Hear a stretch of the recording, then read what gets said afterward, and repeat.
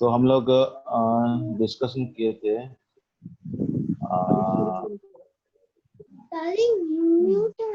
हाँ कोई बात नहीं, 1 मिनट।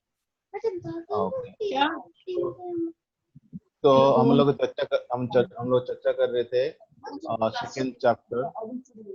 इसमें पहला जो था, पहला एक फिर हम ड्राइंग कॉपी मम्मा का साथ लेके आते हैं आज। हाँ, ये भी देख लेना।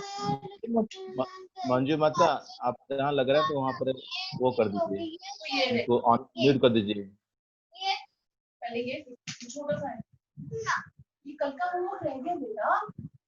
मंजू माता,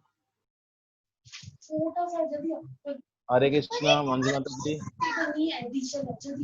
हरे कृष्णा प्रभु जी।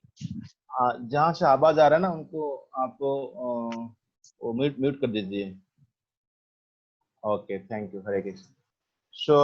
तो हम लोग चर्चा कर रहे थे गीता के सेकेंड चैप्टर, जिसमें जो था 1 से 10 था, उसमें हम लेसन लिए थे गुरु। ये गीता का जो सेकेंड चैप्टर का सेक्शन है, इसको हम बताते हैं 4 सेक्शन 4 लेसन हम लेते हैं इसमें। सेकेंड चैप्टर जो गीता सार है, तो उसमें जी फॉर गुरु, क्योंकि हमको एक मेंटर चाहिए जीवन में जब दुविधा पड़ते हैं। तो अर्जुन स्वीकार किया था, जो 7 वर्ष में हम लोग को सुने। वो बोला एक्चुअली कार्पण्य दोष पहत स्वभाव पुच्छामि धर्म समूढ़ चेता यस्य निश्चितम भूय तन्मे शिष्यते हम साधिमाम प्रपन्न। तो मैं शरणागत हो रहा हूँ, अब मेरे को शिक्षा दो। तो जीवन में जब प्रॉब्लम होता है, ऐसा नहीं कोई जो आधा भक्ति मार्ग में नहीं आया तो उनकी प्रॉब्लम होता है। तो खास कर देखा जाता है भक्ति में जितने एक्चुअली हम समय बिताते हैं और बड़े बड़े प्रॉब्लम आता है। हाँ, तो जब प्रॉब्लम आता है, इवन तो सनातन गोस्वामी हो, इवन तो रूप गोस्वामी हो, आचार्य भी है, तो वहाँ पे आप चैतन्य चरितामृत देखते हैं कि वहाँ पर भी अपने गुरु रखते हैं छोटे सॉल्व करने के लिए। तो यहाँ पर भगवत गीता माध्यम से अर्जुन को सिखाते हैं, और अर्जुन माध्यम से हमको सिखाते हैं जीवन में गुरु होना चाहिए। गुरु, मेंटर, गाइड, काउंसलर, तो मार्गदर्शन करने के लिए पथदर्शक गुरु है। तो वहाँ पर भगवत गीता माध्यम से 7 पहला जो था लेसन, उसमें हम चर्चा किए थे जे दुविधा आने के लिए शरणागति गुरु के पास गए और अपना समस्या का बताए। तो यहाँ उसके बाद तो फिर आप भगवान क्या किए, बोले थे जो आप क्या कर रहे हैं, आप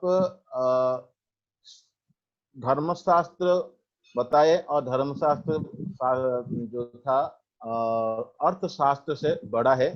तो मैं जब बोल रहा था मारने के लिए, तो आप मना के बोले नहीं, मैं आप करना है। बट मैं आपको बताना चाहता हूँ, फिर भी आप परेशान हो। और ये जो अर्थशास्त्र बड़ा होता है, धर्मशास्त्र, धर्मशास्त्र बड़ा होता है ज्ञान शास्त्र। और ज्ञान शास्त्र क्या है, वो भगवान बताया। चलिए, जो 11 नंबर श्लोक आप खोलेंगे, 11 नंबर श्लोक में भगवान बताए थे क्या कहते, गता सुन अगता सुन च, ये था सीड अवस्था। गता सुन, आसुन मतलब जीवन का जो प्राण वायु होता है, गत मतलब चला गया। प्राण वायु चला जाता है तो उसे कोई चिंता की बात नहीं। फिर प्राण वायु चला जाता है तो शरीर से तो बचता है क्या, डेड बॉडी होता है, वो तो मरेगा, उसको कोई आप रख नहीं सकते हो, तो एक दिन खत्म होने वाला है। तो दूसरी बात है अगता आसुन। अगता आसुन लोग गया नहीं, यानी आसुन लोग तो प्राण वायु नहीं गया, कहाँ गया फिर, वो सूक्ष्म शरीर में घूमता है। जैसे एक शरीर से चला जाता है तो मन बुद्धि अहंकार आत्मा के साथ सूक्ष्म शरीर के साथ वो प्राण वायु चला जाता है, फिर घूमता रहता है और एक शरीर प्राप्त होता है, जहां तक चलिए उसके अगल इच्छा के अनुसार, कर्म के अनुसार उसको दूसरा शरीर प्राप्त होता है।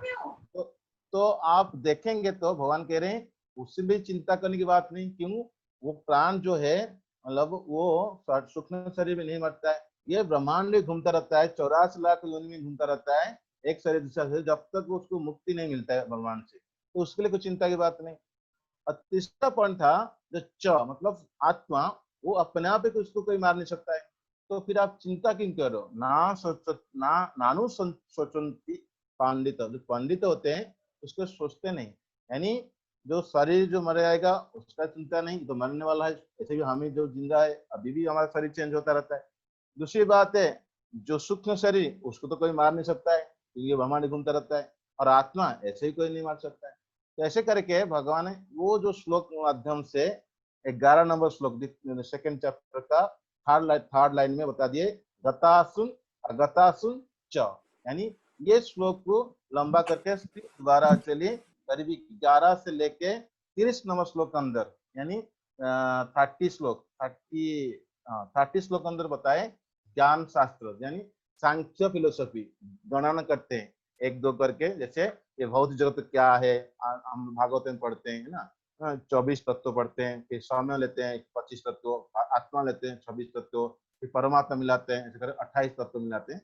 इस तरह ये सांख्य फिलोसफी बता रहे हैं आप अकेले आत्मा हो, आप शरीर नहीं हो ना।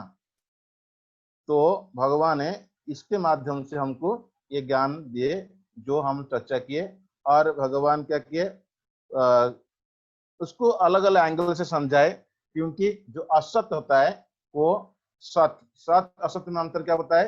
सत होता है जो जो आत्मा होता है हमेशा रहता है, असत होता है जो मैटर जो वस्तु वो चेंज होता रहता है। तो और ये जिसका जन्म हुआ है उसका भी मरण होने वाला है, और जो मर गया उसे दोबारा जन्म करेगा, है ना। और जन्म मृत्यु का व्याख्या करते हुए ये जो हम शरीर देख रहे हैं, जो आत्मा शरीर के अंदर है, मान लो जब वो आत्मा शरीर नहीं आया था तो उससे पहले जो था, उसको हम नहीं जानते थे, नहीं देख पाते। जब आत्मा शरीर मिलता है हम कहते हाँ मेरा बेटा जन्म हुआ, मेरा बेटी जन्म हुआ, मैं मेरा डेट ऑफ बर्थ। वो फिर इस जीवन में हम जो 50 साल 60 साल 60 साल रहते हैं, उसके बाद जो ये आत्मा शरीर छोड़ के चला जाता है तो बोलते हैं उसका मृत्यु हो गया। तो देखा है तो हम डेली सोते रहते हैं रात को, तो भाई लंबा सो जाते हैं तो उसका मरण, मतलब कहते हैं शरीर एक्चुअली त्याग दिया, मतलब उसमें प्राण बहुत चला गया। तो भगवान फिर अंत में बताए, देखो मैं सारा बता दिया, इस ये आत्मज्ञान ऐसा है, कोई लोग को सुनता है, जैसे युधिष्ठिर महाराज कहते हैं, रखे पूछा था सबसे आश्चर्य क्या है, सब लोग मरते हैं लेकिन मैं नहीं मरूंगा, है ना, मेरा मरण नहीं होगा। तो भगवान इस तरह बताते हैं सबसे आश्चर्य क्या है, जो सब लोग देखते हैं भगवान आत्मा बारे में सुनते हैं, सुनने के बाद कुछ समझ नहीं पाते हैं, और दूसरी बात है वो भी उसको कुछ लोग देखते हैं, कुछ लोग वर्णन करते हैं, कुछ लोग सुनते हैं, और कुछ लोग सुनने के बाद भी समझ नहीं पाते। ऐसे करके भगवान क्या किए, जो पहला डाउट था अर्जुन का, मतलब पहला चैप्टर में, जे मैं दया वस्तु मारना नहीं चाहता हूँ, कंपैशन देखना चाहता हूँ, उसका कारण का ये सॉल्यूशन मिल गया। ये 11 से लेके 30 नंबर श्लोक अंदर। फिर भगवान जाते हैं अगले स्टेप में। अगले स्टेप क्या है? अगले स्टेप क्या है? सेकंड था एक्चुअली, कारण था अर्जुन पूछा था मुझे कोई आनंद नहीं मिलेगा, जब मान लो मैं मार दूंगा, मैं किसके साथ शेयर करूंगा, कोई तो बचेगा नहीं, फैमिली रिलेटिव नहीं रहेंगे, तो मुझे कुछ आनंद नहीं मिलेगा। तो भगवान उसी क्वेश्चन को उत्तर देते हुए फिर 31 से लेकर 37 श्लोक अंदर बताते हैं। तो जनरली हम देखते हैं, आप देखिए, एक होता है हॉरिजॉन्टल, एक होता है वर्टिकल, है ना। तो आप हाथ अपना हाथ को सीधा रख सकते हैं, तो ये हो गया वर्टिकल, ये हो गया हॉरिजॉन्टल। तो हमारा जीवन में जो कुछ हम करते हैं, है ना, व्हाटएवर, घर का धर्म, ऑफिस का धर्म, जो भी हम स्त्री धर्म, जाति धर्म, ये सारा एक्चुअली हमारा क्या होता है, एक स्व धर्म होता है ना, जो कहते हैं मैटेरियल धर्म कहते हैं। और इसको कहते हैं कंडीशन, जिस जो कंडीशन में है, जिसका जो वासना है हिसाब से वो कर्म करता रहता है। लेकिन एक होता है पर धर्म, जैसे पर मतलब वो वर्टिकल, यानी वो सोल का धर्म क्या है ना। जितना शरीर का धर्म होता है वो हो गया मतलब मेटेरियल धर्म, और कंडीशन धर्म, ये स्वधर्म। जो भगवान के लिए होता है, जो आत्मा का धर्म होता है, वो होता है जो कॉन्स्टिट्यूएंट है ना, उसका आत्मा का, भगवान का सेवक है, वो जो होता है वो आध्यात्मिक, वो स्पिरिचुअल धर्म। अब भगवान अभी इसके बारे में अभी ये 31 से लेकर 37 बताते हैं। तो बताएं, जैसे किसका धर्म को हम चेंज नहीं कर पाते, जैसे पानी के अंदर उसको आप चेंज नहीं कर सकते, उसका तरलता है ना, उसको चेंज नहीं कर सकते। जैसे नमक खाते, नमक में एक्चुअली उसको नमक को हटा नहीं सकते। और आग है, आग में आपको उसको उसमें अंदर लाइट आएगा, फायर आएगा, उसको हटा नहीं सकते। तो इस तरह आत्मा का एक धर्म होता है जो एक्चुअली उसको हटा नहीं सकते, कहते हैं एक्चुअली सनातन धर्म। वो धर्म क्या है? वो बाकी जो उसका सेवा, प्रत्येक व्यक्ति चाहता है सेवा करने के लिए। घर में एक्चुअली पत्नी पति का सेवा करता है, ऑफिस में सेवा करता है ना, कोई व्यक्ति तो अलग अलग सेवा। तो सभी चाहते हैं जीवन में मुझे कोई प्रेम करे और मैं कुछ को प्रेम करूं, है ना। ये सबसे बड़ा मतलब जो हमारी आत्मा का जरूरी है।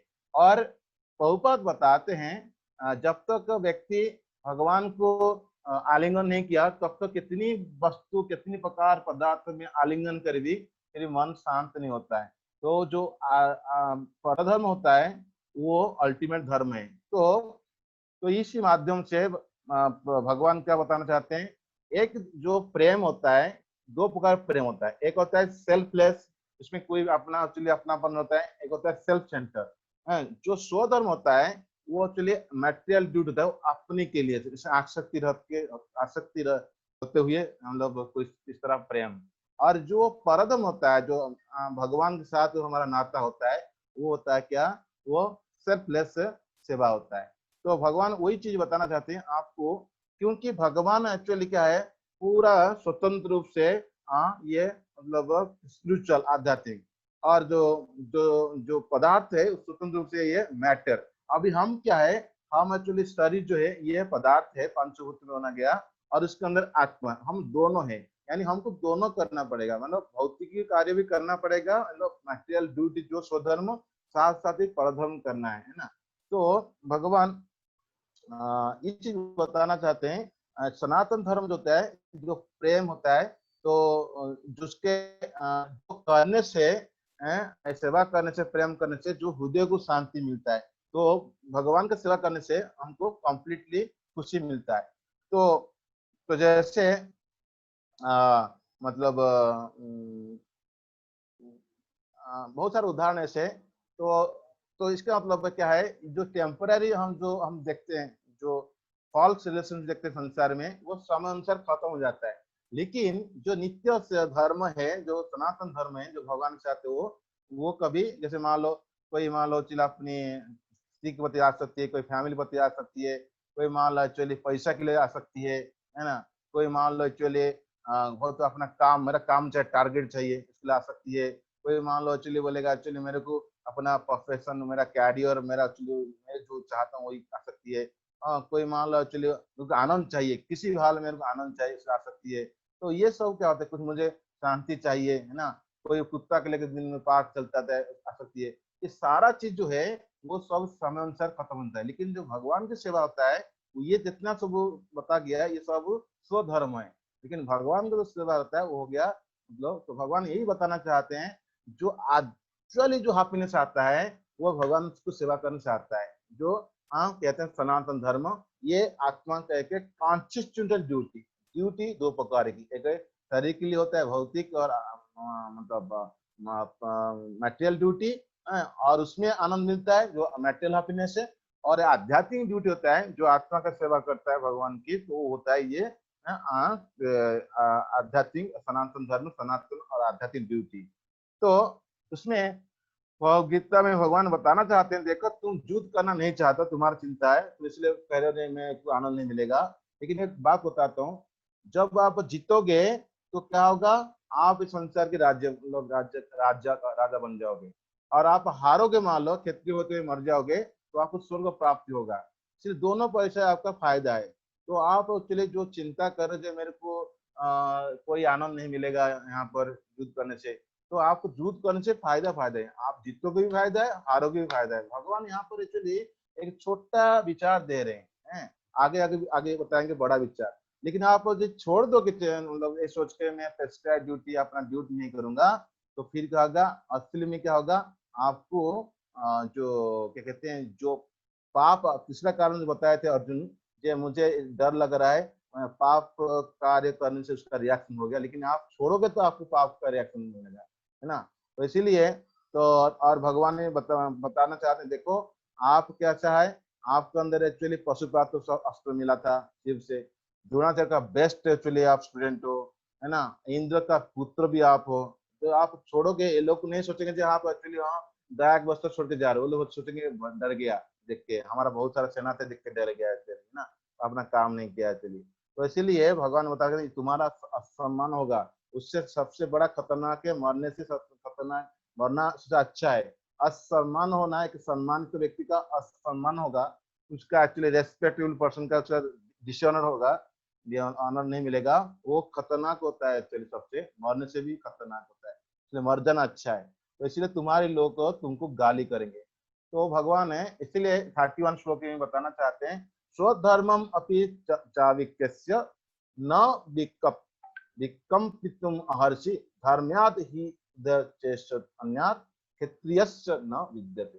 तो इसलिए क्या करना, ये सेक्शन में पूरा 31 से 37 जो मैं समराइज किया अभी, बताते हैं अपना धर्म करो, अपना जो स्पेसिफिक ड्यूटी।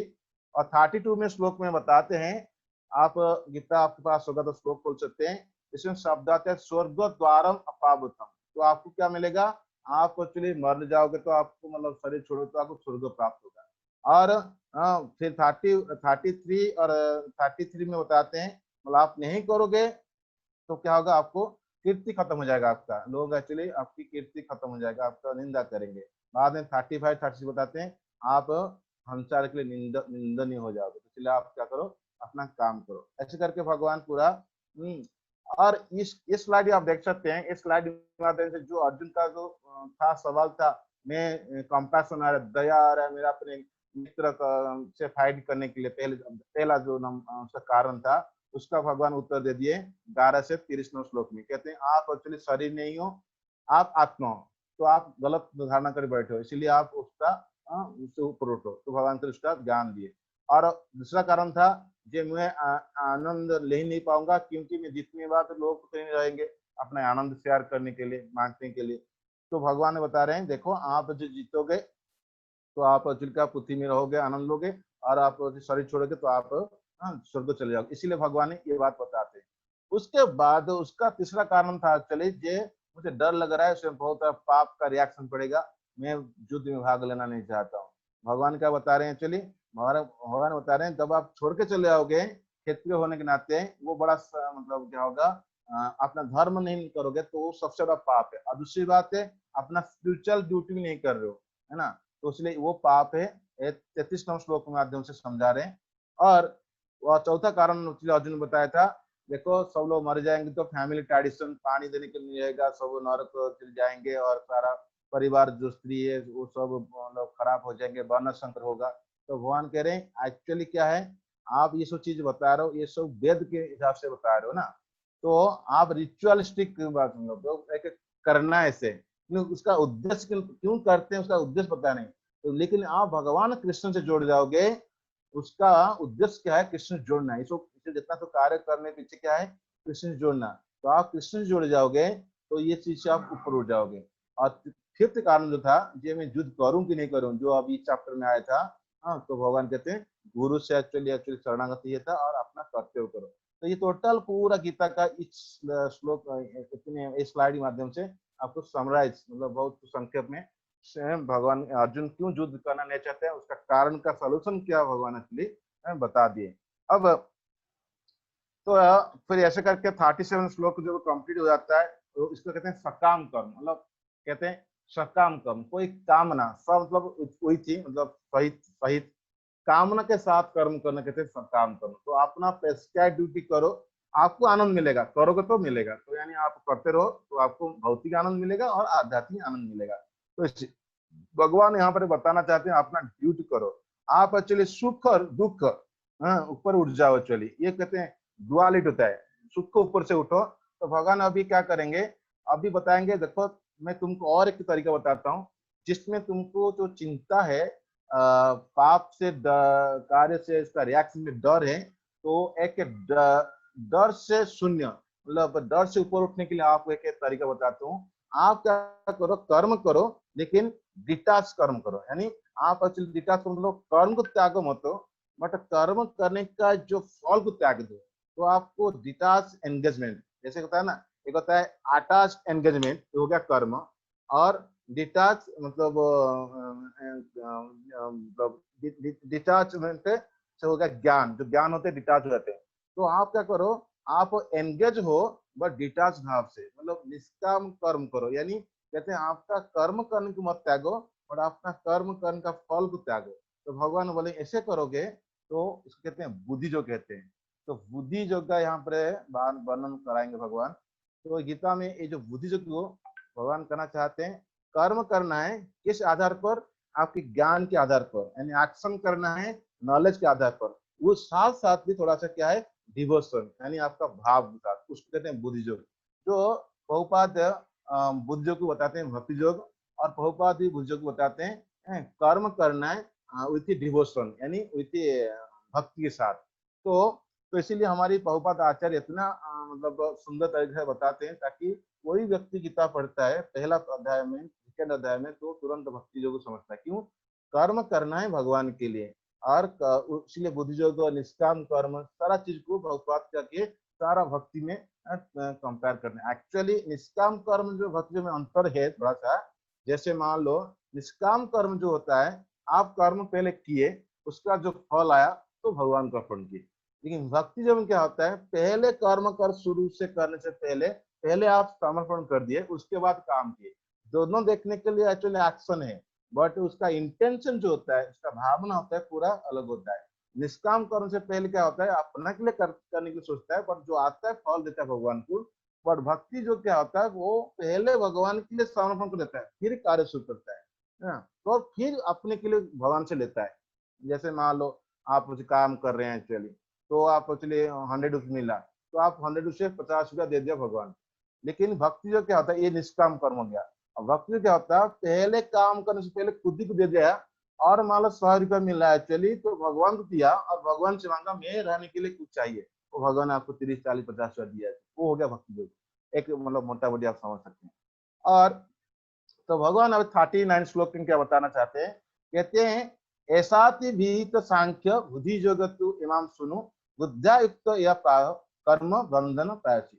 तो मैं आपको क्या ना पहले जो बता दिया हूँ, क्या सांख्य फिलोसफी बता चुका हूँ, अभी तुमको बुद्धि जो बताता हूँ। बुद्धि जो क्या होता है, जो कर्म बंधन से आपको छुटकारा मिल जाता है। यानी कर्म का अलग अलग मीनिंग होता है।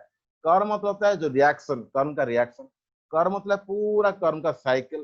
कर्म होता है एक्चुअली क्या होता है, एक एक्शन, पर्टिकुलर एक्शन। तो भगवान कहते हैं मैं आपको बुद्धि जो बताता हूँ, वो बुद्धि योग से क्या होगा, आपका कर्म बंधन जो होता है उसमें आप ऊपर उठ जाओगे।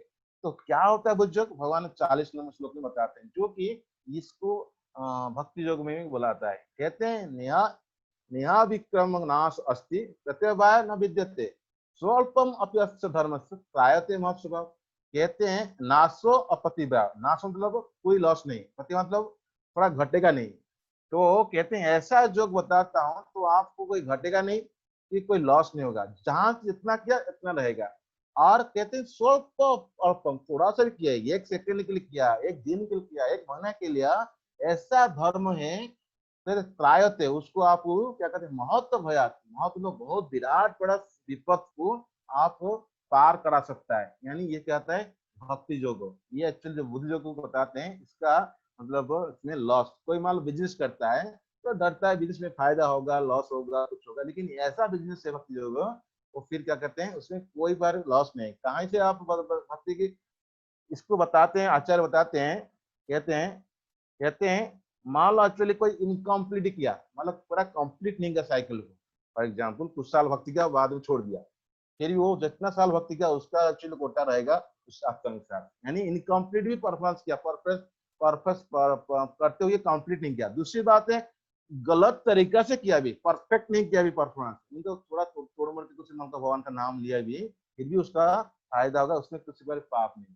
लेकिन बाकी जो योग है, कर्म हो, ज्ञान हो, अष्टांग योग हो, ये सब चीज होता है, क्या होता है उसमें आपको परफेक्शन करना पड़ेगा और कंप्लीट करना पड़ेगा, नहीं तो आपको रिजल्ट नहीं मिलेगा, और उल्टा रिजल्ट हो सकता है। लेकिन इसमें क्या है, इसमें कोई करता है थोड़ा सा गलती करते हुए और कंप्लीट नहीं करता है, फिर कोई लॉस नहीं होता है, और ये भी जन्म चक्र से छुटकारा मिल जाएगा। इसीलिए भगवान आगे बताएंगे, इस श्लोक का आगे 6 अध्याय में बताएगा। अर्जुन पूछता है और जो भक्त कंप्लीट नहीं कर पाते भक्ति, क्या हाल होने वाला है। भगवान कहते हैं उसको अच्छी घर में पैदा जन्म लेना पड़ता है, और ज्यादा दिन भक्ति किया तो फिर उसको अच्छी परिवार, तो जहाँ भक्त है वहां पर वो जन्म लेता है, फिर दोबारा भक्ति करता है। तो ये श्लोक को आगे फिर और विस्तार करते हैं 6 चैप्टर में, और अर्जुन पूछता है। तो अब भगवान क्या कहते हैं देखो ये जैसे बिजनेस करता है, दिन रात गिनता रहता है कितना पैसा हुआ कितना पैसा हुआ, तो अब कितना बढ़ेगा। इसी तरह ये भक्ति जो क्या होता है, एक बुद्धि को लगाना पड़ता है, उसको व्यवसाय आत्मबुद्धि, आत्मा के व्यवसाय मतलब एक पॉइंट 1 पॉइंट है, तो ऐसे करता है तो उसको क्या होता है, उसको बुद्धि को कहते हैं। ये श्लोक पढ़ के प्रभुपाद श्री सोचने लगे कि मैं अमेरिका जाऊंगा, गुरु की बात को अच्छे से पालन करूंगा। ये श्लोक में बड़देव कहते हैं व्यवसाय बुद्धि। एक होता है अव्यवसायिक, एक व्यवसायिक। व्यवसाय मतलब जिसका बुद्धि पूरा एक पॉइंटेड गोल को प्राप्त करने के लिए, एको गुरुनंदन। हाँ, जो ज्यादा सोचता है, इधर उधर भटकता है, उसका ब्रांच होता है, तो उसका व्यवसाय अव्यवसायिक होता है। तो भगवान फिर आगे बताते हैं 42 से 43 बताते हैं, एक्चुअली जो वेद में वर्णन है बातें 42 से 43, ये क्या होता है, कभी कभी ऐसे शब्द लिया गया जो इंद्रिय तृप्ति को बढ़ाता है। कुछ लोग होते हैं उनका बुद्धि छोटे होते हैं, कर्मकांड, उनको स्वर्ग को चाहिए, उनको ये संसार में के लिए भौतिक आनंद चाहिए, तो वहां पर उनके लिए भी ये बात कुछ बोला गया। वो कहते हैं वेदवाद रत, यानी वो मन को पसंद करने के लिए, अपना जो अच्छा लगता है उसको करने के लिए वो लोग कौन सा लोग फॉलो करते हैं, जो कम बुद्धि वाले लोग वो फॉलो करते हैं। क्योंकि उनका इच्छा क्या होता है, मेरे को आनंद चाहिए, और आज जितना आनंद मिला कल और मिलेगा, भोग ऐश्वर्य चाहिए, मेरे को आज जितना पैसा है और ज्यादा चाहिए। तो उनके इसीलिए वेद उनको वो ऐसे मार्ग दिया गया, क्योंकि वेद सभी लोगों के लिए है, मतलब वेद में वो भी है और भी अच्छी लोगों के लिए भी है और नीचे लोगों के लिए है, तो सब कुछ एक जगह में। तो वो लोग एक्चुअली को भी ये बात में फंस जाते हैं। तो भगवान कहते हैं वो लोग क्या होते हैं, कम बुद्धि होने के नाते, लेकिन जो अच्छी बुद्धि जो होता है वो उसमें फंसता नहीं, क्योंकि उसका बुद्धि क्या होता है, व्यवसायत्मक। और भगवान फिर आगे बताते हैं कैसे एक्चुअली वो मतलब उससे बचेगा, उसका बाधक क्या होता है, व्यवसाय बुद्धि करते हुए क्या क्या परेशानी आता है। भगवान कहते हैं जो भोग ऐश्वर्य में लगा रहता है उसका बुद्धि कभी एक जगह में नहीं आएगा। तो इसलिए अगर अगले श्लोक बताते हैं भगवान ने 44 में, भोग ऐश्वर्य प्रसाक्ता नाम तया पुत चतुषाम व्यवसायत्मक बुद्धि समाधि न विद्यते। जो व्यक्ति भोग ऐश्वर्य लगा रहता है उसका बुद्धि कहते हैं भगवान हार देते हैं, यानी उसका बुद्धि व्यवसाय नहीं होता है, व्यवसाय नहीं होता है, तो समाधि को प्राप्त नहीं कर सकता है। ये एक्चुअली बड़ा बाधक होता है। तो भगवान कहते हैं आपको वहां से उठना पड़ेगा। इसलिए भगवान अगले श्लोक कहते हैं तो तरीका क्या उठने के लिए, कहते हैं भगवान कहते हैं एक्चुअली ये जो निश्चय गुण है, अगले श्लोक बोलते हैं 45 में, निश्चय गुण है एक्चुअली भवार्जुन तय गुणे विषय वेदा। तो निद्वंद्व, आप दोनों से ऊपर उठो, आप दोनों से ऊपर उठोगे तो क्या करना, भक्ति जो करोगे तो फिर आप उसको ऊपर उठ जाओगे। यानी भक्त ज्ञान और कर्म ये निश्चय गुण नहीं होगा, मतलब एक गुणातीत नहीं हो पाएगा। ये गुण के अंदर किंतु उसके अंदर रज गुण रहेगा। जब कर्म करता है तो चलिए सत्य गुण भी कभी बांधता है, और ज्ञान होता है उसमें सत्य गुण बांधता है। हरे जब कर्म कृष्ण प्रभु जी। हरे कृष्ण, तो हरे कृष्ण नाम, तो उसको भी मतलब बांधता है। तो इसीलिए तीनों गुणों पर उठने के लिए भक्ति करना पड़ेगा। और भगवान फिर बताते हैं कार्य कैसे करना है। एक कहते हैं ब्यूटीफुल वर्क करना है, और डिटाचमेंट एंगेज होना है डिटाचमेंट के साथ। तो वो क्या है, वो चलिए कहते हैं मतलब ये श्लोक सबसे बड़ा इंपोर्टेंट श्लोक, कर्माण्येवाधिकारस्ते मा फलेषु कदाचन माँ कर्म फल हेतुर्भु माते संगोस्ति कर्माणि। इस श्लोक तो सब जानते हैं, और उसमें क्या ना एक श्लोक एक पहला लाइन पढ़ते, कर्माणि अधिकार रहते, कर्म करने का अधिकार आपके पास है, माँ फल से कदाचन, फल का शब्द। ये दो जो लाइन बताते हैं पीछे, उसको आप ध्यान सुनिए। कोई बोल सकता है मैं कर्म करूंगा लेकिन फल का असर है करूंगा नहीं, ऐसा कैसे हो सकता है। देखिए भगवान कहते हैं वो और भी एक चीज नहीं करना, यहाँ पर 3 जगह माँ माँ माँ आ रहा है, यानी आप क्या करना, माँ फल करा करना, आप फल की आशा मत रखो, और फल जो होने वाला है उसका कारण जो होने वाला है, मतलब कारण भी आप मत सोचो जो कुछ होगा एक्चुअली हेतुर्भु, मतलब वो कर्म फल जो होने वाला उसका कारण आप नहीं हो, कॉज भी आप नहीं। और कोई सोचेगा अरे मैं तो एक्चुअली फल में नहीं प्राप्त करेगा और उसका मैं भी उसका मतलब कारण नहीं बनकर मैं करूं क्यों, मैं छोड़ दूंगा वहां से, नहीं ऐसा नहीं कर सकता। आप ऐसे मत सोचो अकर्मणी, मतलब करने के लिए भी आसक्ति मत रहो, आपको करना है, आज ड्यूटी करना है। तो इसीलिए आपका क्या है, कर्म करने का आपका अधिकार है। तो ये चीज जो होता है ये निष्काम कर्म, यानी आप निष्काम भाव से कर्म करते रहो, फिर भगवान अल्टीमेटली हमको उसका रिजल्ट देते हैं। तो हमारा शुद्धिकरण होता है खास करके। तो इस श्लोक को पर बहुत मतलब चीज हम समझ सकते हैं, लेकिन हमको ये चीज समझना है जैसे हम एक एग्जाम्पल से समझ सकते हैं। जैसे क्या कहते हैं, जो फाइनली ये श्लोक है, हमको कर्म करना है। कर्म करने से क्या होता है, अल्टीमेटली क्या होता है हमारा, जैसे मान लो फॉर एग्जाम्पल हम सेवा करते हैं, हम सेवा करने से हमको हम कार्य शुद्धिकरण होता है। तो इसीलिए पहला एक्चुअल डिटैचमेंट था जो हमको उसका रिजल्ट प्रति आसक्ति नहीं होना है। और सेकेंड टाइप जो डिटैचमेंट होता है ना, वो क्या है, उसका जो मतलब उसमें जो कुछ उसका कारण भी हो और जो रिजल्ट होने वाला है जो कुछ उसका भी एक्चुअली में कारण नहीं।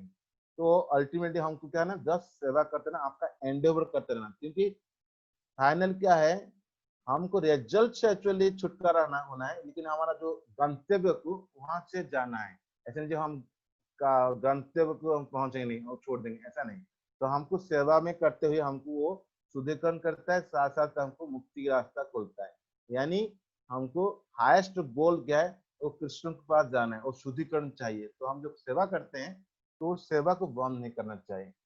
तो फिर आगे भगवान ऐसे बताते हुए कहते हैं, सबसे जो चीज एक्चुअली मतलब ऐसा व्यक्ति करता है तो उसको क्या होता है, एक समान मतलब इक्वालिटी, मतलब उसको सम तत्व रहता है ना। तो ऐसा जोग जो करता है, तो रियल जोग क्या कहते हैं, असली जोग क्या होता है, जो कभी मतलब आपको सक्सेस मिल रहा है ये फेलियर मिल रहा है ना, उसमें आसक्त नहीं होता है, पर अपना कार्य करता रहता है। और दूसरी दूसरी दूसरी शब्द आप कह सकते हैं, कभी हम अपनी मन से भी डिस्टर्ब नहीं हो रहे, परेशान नहीं हो रहे, हम फोकस है भगवान के मतलब सेवा में, है ना। तो उसको कहते हैं असली जोगी है। सो तो जैसे आप हनुमान की कैसे आप देख सकते हैं, हनुमान क्या किया, कितनी प्रकार के लिए परेशानी हुआ जीवन में, है ना। तो अपने सेवा किया चली है भगवान के, और कभी बोलता था मैं राम का दास हूँ, क्या काम है, राम का सेवा करना है ना। तो ये उनकी एक्चुअली हनुमान की भाव है। तो हम हनुमान से भी सीख सकते हैं कैसे अलग अलग लोगों से वो डीलिंग किया, है ना।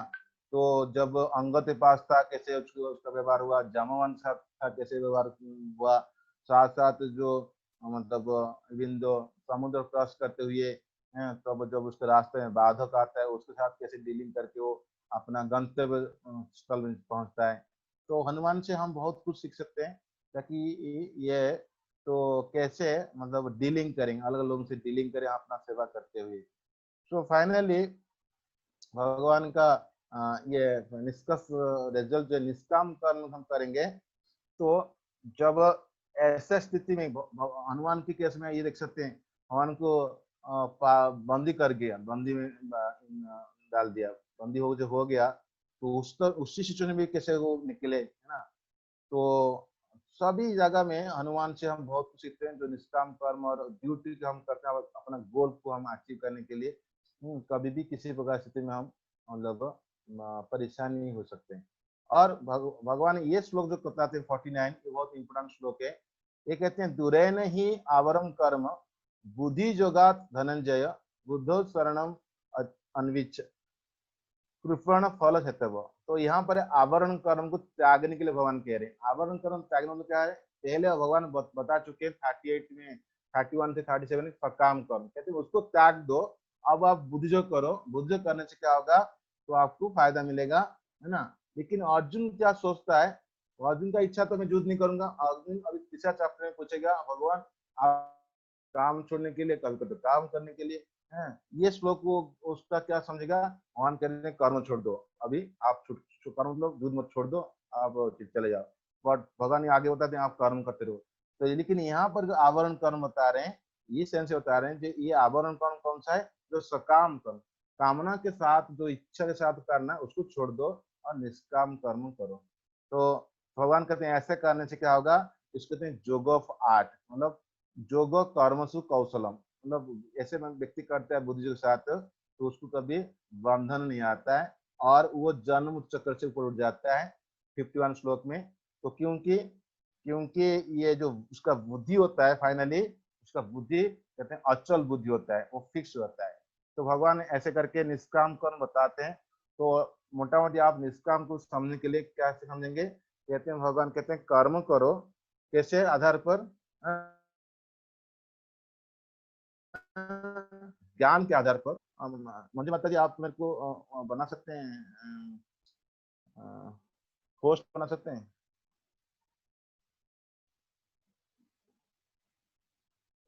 होस्ट बना दीजिए 1 मिनट के लिए।